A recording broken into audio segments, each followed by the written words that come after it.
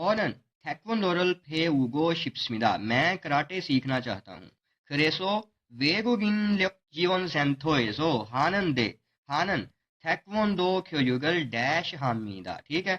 그래서 इसलिए 외국인력 지원센터 ये होता है गैर मुल्की सपोर्ट सेंटर, जो मददगारी सेंटर होता है गैर मुल्कियों के लिए. वहां पर जाके, अच्छा यहाँ जाकर 태권도 교육을, जो कराटों की तालीम है, उसके लिए अब क्या करेगा देखते हैं. साजुंग हार्योगो हमदा. साजुंग हादा होता है इस्तेमाल करना, तो इस्तेमाल करने के इरादे से नहीं. जो ऑप्शन नंबर सेकंड है इसमें देखें छिनछोंग हार्योगो, तो छिनछोंग हादा होता है अप्लाई करना. अप्लाई करने के इरादे से वो अब उधर जाएगा, किधर, गैर मुल्की सपोर्टिंग सेंटर. तो ऑप्शन नंबर दूसरा ही ठीक है. बाकी तीसरे चौथे को भी देख लेते हैं. छोंगनी हार्योगो, छोंगनी हादा होता है तरतीब देने, तरतीब इसमें किसी किस्म की भी नहीं देनी. और चेचुल हादा होता है सबमिट करना. चेचुल हार्योगो सबमिट करवाने की गर्ज से.